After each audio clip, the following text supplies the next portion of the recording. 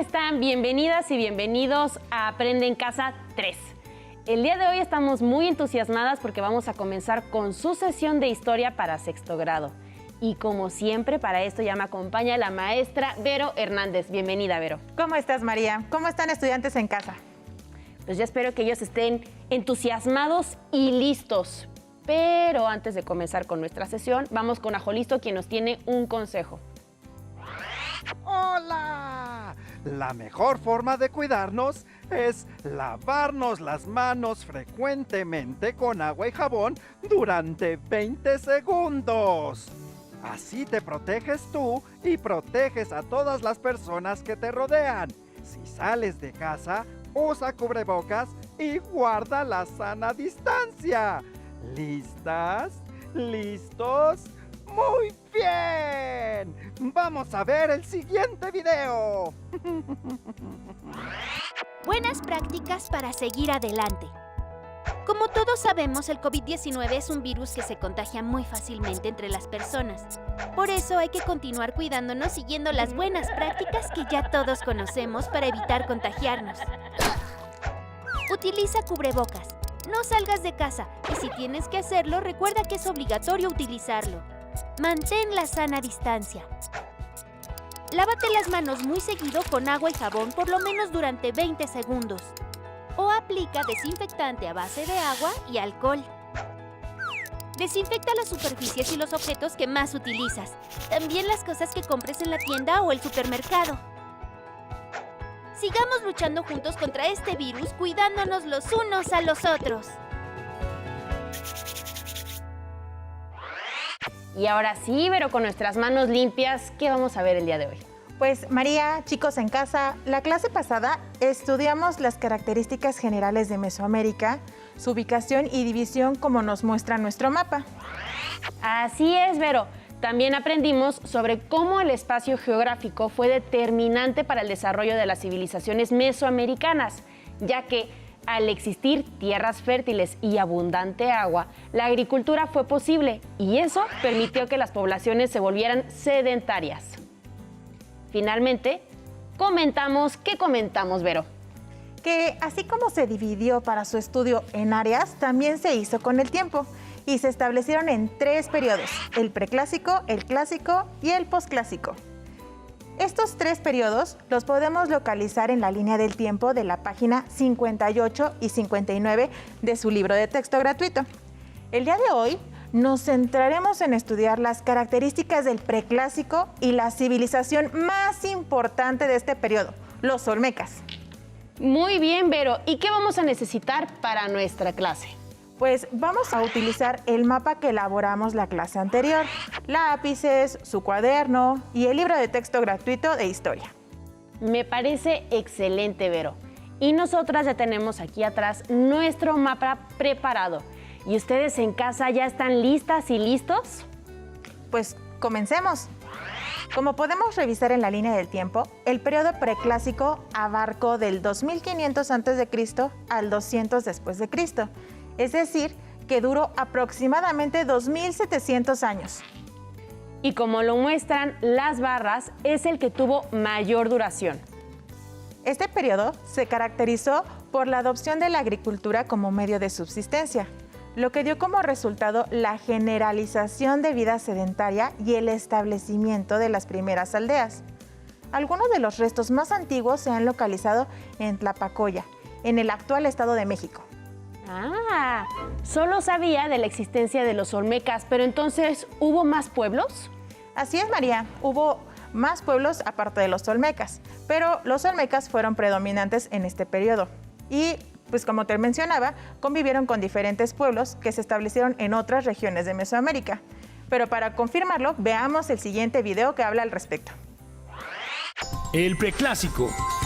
Miles de años en el pasado, el enorme continente americano fue habitado por cazadores-recolectores que aprendieron paulatinamente a crear herramientas de piedra, hueso y otros materiales. Los habitantes eran nómadas, o sea, que se mudaban continuamente en busca de alimento. Pero todo cambió al instante que al descubrir que las semillas podían sembrarse y cultivarse, culminaron en el cambio revolucionario de la agricultura. Ahora, establecidos en un solo lugar, crearon aldeas, compuestas por unas 5 o 10 chozas, donde dejaron atrás el comportamiento nómada y comenzaron el sedentarismo. Los primeros aldeanos perfeccionaron las técnicas agrícolas y domesticaron el maíz. Era de tal importancia que llegó a ser adorado como algo divino. La agricultura permitió algo nunca antes visto: la abundancia de los alimentos. También se crearon vasijas, nació la alfarería y figurillas de barro. Además de todo, algunos pobladores acumularon los granos de maíz, mientras que la población de las aldeas aumentaba. Sus casas crecieron y construyeron pozos para resguardar los granos. Las aldeas más pequeñas y con menos recursos ahora dependían de las más grandes, lo que fue creando los primeros centros de poder. Ahí, gracias a la abundancia, algunos aldeanos podían especializarse en actividades distintas a la agricultura, como la cestería, la alfarería o el comercio, y los primeros gobernantes y líderes espirituales. Había suficiente humedad para la agricultura, suficiente agricultura para el maíz y suficiente maíz para todos. No así en zonas más áridas, como en Oasis América y Árido-América, donde la mayoría de los pobladores aún eran nómadas. Preclásico temprano. Los vestigios de antiguas civilizaciones se han encontrado en Oaxaca, en Chiapas, Guerrero, Veracruz, Tabasco, Guatemala y El Salvador. Ahí las pequeñas aldeas crecieron y construyeron los primeros edificios, que ya no eran habitacionales, sino que eran templos, plataformas de tierra y piedras que en la cúspide tenían un espacio de adoración, donde se realizaron los primeros rituales religiosos. Los lugares con templos se convirtieron en las primeras capitales. Es posible que comenzaran divinizando a algunos animales, a los que les conferían poderes sobrenaturales. Había sacerdotes respetados e importantes para la sociedad y para el gobierno. El territorio mesoamericano estuvo repleto de capitales, que intercambiaban muchas cosas entre sí, entre alimentos, objetos y, por supuesto, las ideas, aunque hablaran lenguas diferentes entre sí.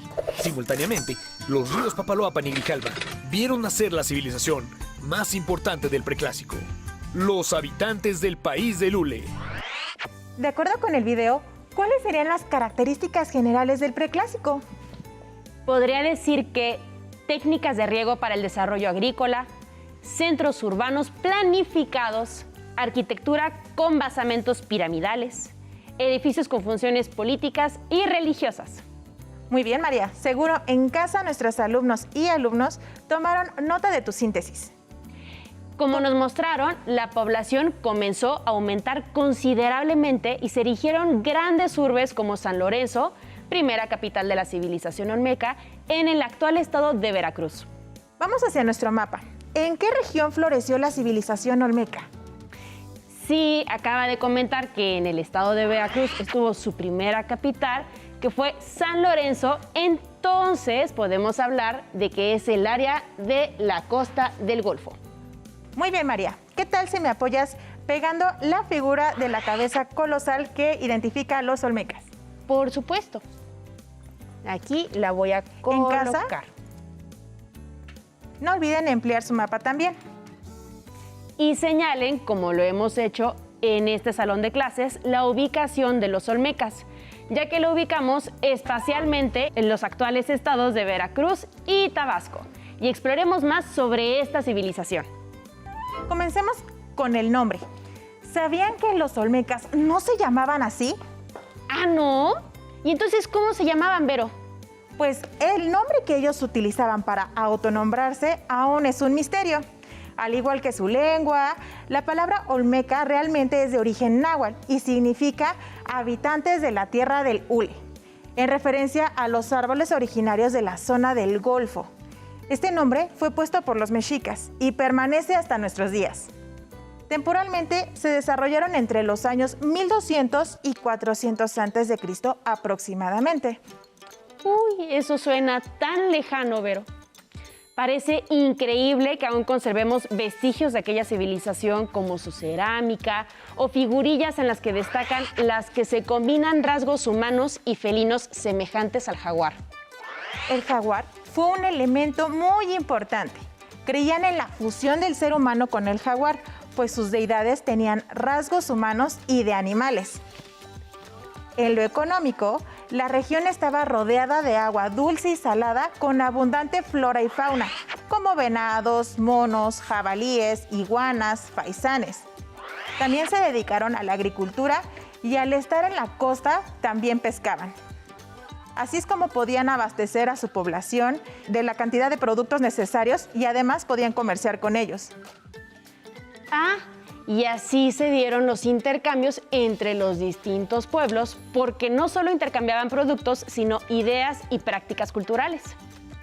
Tienes toda la razón.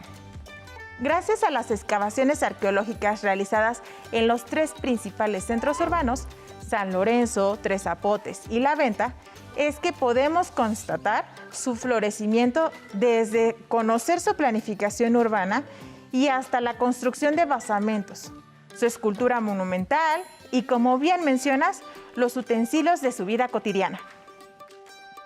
San Lorenzo es considerado como el primer centro urbano olmeca en el periodo preclásico, por su organización social, densidad de población y la transformación del paisaje mediante el sistema de terrazas y canales. Cuando San Lorenzo decayó, La Venta se convirtió en la capital. Y recordemos que el sistema de terrazas era la modificación que se hacía en los cerros en forma escalonada para poder así aprovechar el terreno. Sin duda, algo con lo que relacionamos siempre a la civilización olmeca es con las majestuosas cabezas colosales, como esa maestra como la que pusimos como distintivo en nuestro mapa. Esto nos permite identificar muy bien de quiénes estamos hablando. Claro, pero antes de hablar de ellas, veamos y escuchemos el siguiente video, que nos brinda un panorama general de qué tan importante fue esta civilización. Los olmecas. El área, ahora ocupada por Veracruz y Tabasco, otorgaba una gran riqueza natural que propició un desarrollo acelerado. Los olmecas eran grandes comerciantes. Esto les obligaba a viajar y transmitir sus conocimientos, su lengua, su estilo artístico y algunos elementos de su religión. Por eso influyeron en todo el desarrollo cultural mesoamericano. En sus 3 ciudades más importantes, había templos ceremoniales, construcciones habitacionales, ofrendas subterráneas e incluso las primeras obras de drenaje. Pero lo más sorprendente eran las enormes cabezas colosales que retrataban a los personajes más importantes de su región, como los gobernantes, los sacerdotes o héroes mitológicos. Por si fuera poco, también desarrollaron el primer sistema de escritura de Mesoamérica, de tipo jeroglífico, poco a poco perfeccionada e inscrita en diversas piedras y esculturas. Al mismo tiempo, otras ciudades florecían en diversos lugares de Mesoamérica. Todas ellas tenían una marcada influencia de los olmecas, desde Belice y Guatemala hasta el área de Jalisco. Ahí se construyeron edificios adornados con esculturas, se comenzó a practicar el juego de pelota como un ritual religioso e incluso se desarrollaron diferentes formas de escritura jeroglífica. Como nos mostraron, las cabezas colosales son un rasgo característico de esta cultura y han sido localizadas 17. La mayoría se encontraron en San Lorenzo. Este lugar contaba con comunicación terrestre y acuática, lo que permitió el traslado de los bloques de basalto de 11, 18 y hasta 35 toneladas, con las que fueron labradas. ¿Qué? ¿35 toneladas? ¿35, Vero? Imagínate eso. Imagínate, pero hay algo más sorprendente. La distancia entre el lugar donde obtenían el basalto, que es un tipo de roca volcánica que usaban, y donde fueron localizadas, abarcaba en algunos casos aproximadamente 150 kilómetros. ¿Qué? ¿Cómo? ¿Movían todas esas toneladas durante ese trayecto? Digo, ahora con todas las máquinas que existen nos puede parecer poco el esfuerzo, pero en ese momento, niñas y niños en casa, ¿cómo creen que se trasladaba este material? Mientras echan a volar su imaginación, vamos con el siguiente video sobre estas monumentales obras. Estamos ante una de las grandes cabezas olmecas de San Lorenzo. Parece que esta tiene un peso aproximado de unas 18 o 20 toneladas, pero mi pregunta es, ¿cómo hacían para poder transportar de la cantera, del lugar de donde se cortaba estas piezas, esta materia prima, y trasladarla hasta el sitio arqueológico? Eduardo, fue un esfuerzo muy grande y muy costoso de parte del pueblo olmeca. Y hay 17 cabezas colosales, imagínate, más otros monumentos muy grandes. Ellos extraían la piedra volcánica principalmente de la Sierra de los Tuxtlas. Esa zona se encuentra a 60 kilómetros en línea recta de San Lorenzo y 100 kilómetros a la venta. Entonces, lo que hacían en el yacimiento de roca es cortar la roca, hacer un boceto de la forma que se iba a hacer y no sabemos realmente si ahí terminaban la pieza o si la terminaban en otra parte. No tenemos indicaciones de que los llevaran el bloque a los sitios y que ahí labraban la escultura. Lo que se piensa, porque tenemos evidencia de varios talleres de monumentos, es que sí, se hacía la mayor parte del trabajo en el yacimiento y luego venía el traslado de la pieza, obviamente con mucho cuidado, para llegar a su sitio de destino, ¿no? Ahora, las cabezas colosales, por lo general, no se transportaban como tales, porque la cabeza colosal no es una escultura de primera fase. Con eso me refiero a que no es su forma original. Esta pieza antes fue un trono, o sea, un bloque prismático con forma de mesa, como si fuera una mesa de piedra, que era el trono del gobernante. Y en un momento dado se tomó ese gran trono y modificaban el trono para crear el retrato del gobernante. Sí. Entonces, en esta cabeza están los vestigios que notó muy hábilmente un estudioso llamado James Porter, que él notó que había unas cabezas que en su lado había un arco muy raro. Y lo voy a señalar, es este arco hendido que está aquí, que está arriba de la oreja y de la orejera. Entonces él veía ese arco hundido y decía, pues, ¿de qué se trata? Pero viendo todo el conjunto de la pieza, viendo también que tiene una cara plana, o sea, la parte posterior es perfectamente plana, y se empezó a recordar dónde, en qué pieza de escultura olmeca había un arco. Y resulta que es en los tronos grandes, que en la porción frontal de los tronos hay una forma humana, una figura humana sedente que emerge de un nicho o cueva. Sí. O sea, es el simbolismo de la montaña sagrada otra vez, que el ancestro sagrado emerge de la cueva de Orígenes. Entonces, ese nicho donde está la figura humana, este es el remanente de ese nicho.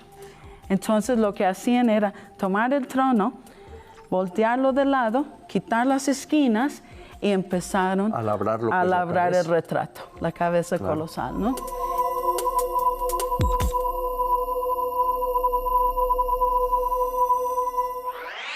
Interesante, ¿verdad? En algunas ocasiones llegamos a pensar que la historia solo se encuentra en los documentos, pero los restos también son otra fuente de historia.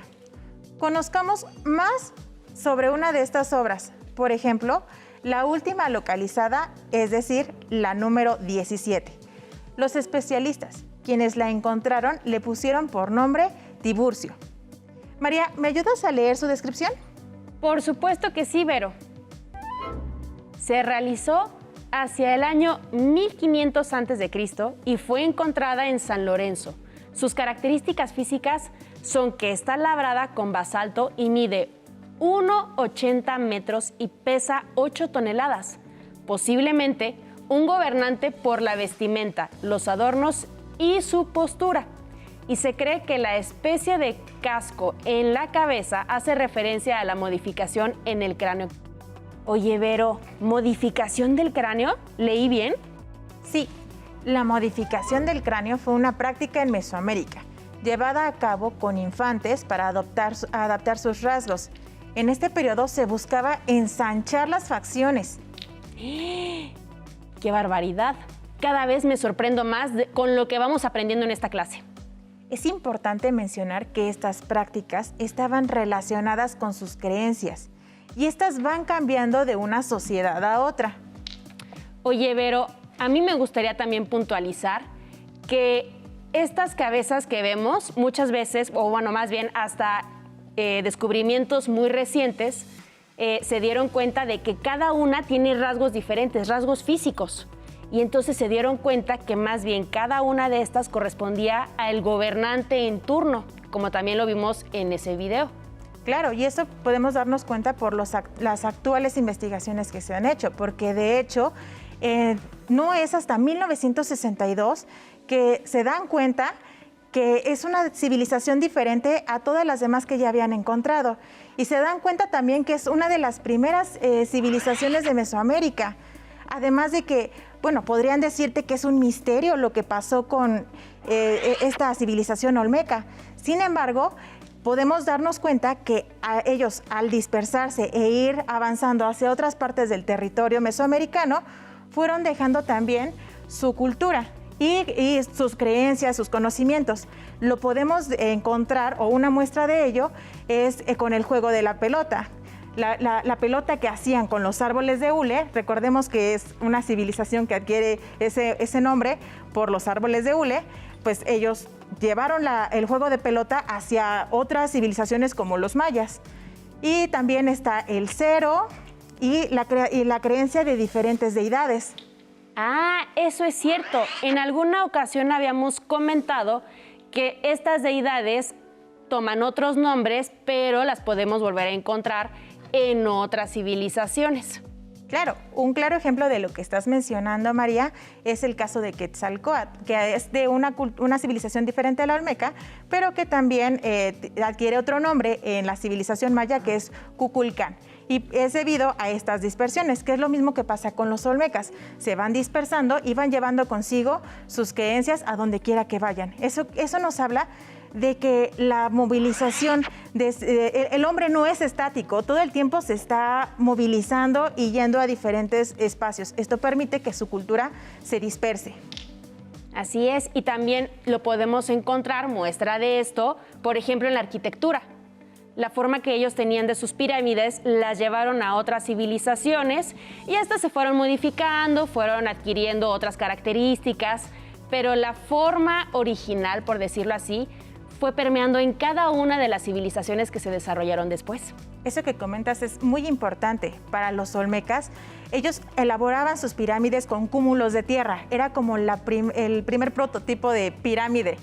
Y que bueno, para las civilizaciones mesoamericanas es Teocalli, ¿verdad? Pero esto va dando como un previo a las posteriores estructuras que van a aparecer en las civilizaciones posteriores. Y Vero, yo sé que tienes algo que decirnos antes de despedirnos. Pues lo que podemos decir es que sigan investigando acerca de los olmecas. Las civilizaciones mesoamericanas son súper interesantes y esto nos va a permitir apropiarnos de nuestra propia cultura y conocer acerca de nuestro país, pues fue en México donde se desarrollan estas civilizaciones mesoamericanas.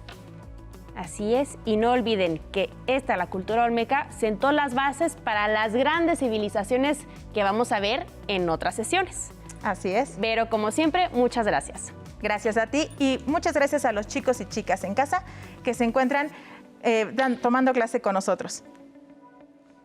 Si te es posible, consulta otros libros y comenta el tema de hoy con tu familia. Si tienes la fortuna de hablar una lengua indígena, aprovecha también este momento para practicarla y platica con tu familia en tu lengua materna. Por hoy hemos terminado con Los habitantes de la tierra del hule, los olmecas, historia de 6º grado.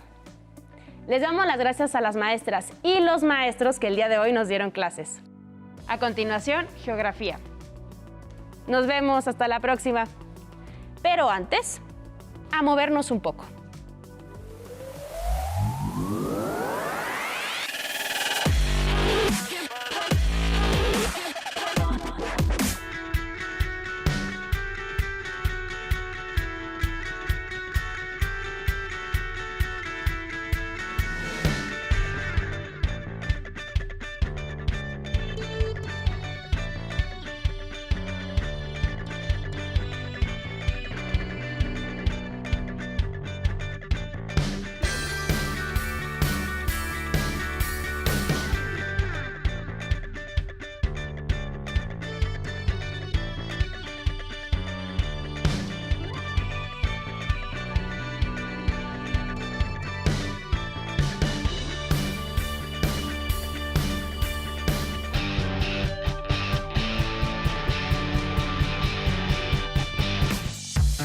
Si no tienes el libro de texto o necesitas ayuda para responder las preguntas, contáctanos. Para apoyo pedagógico, hay maestras y maestros de lunes a viernes de 8 a 20 horas en el teléfono 55 41 72 04 13, con 100 líneas. También puedes encontrar los libros de texto en la página conalitec.cep.gov.mx. Si quieres volver a ver los programas de Aprende en Casa, los puedes encontrar en la siguiente liga: aprendeencasa.cep.gov.mx.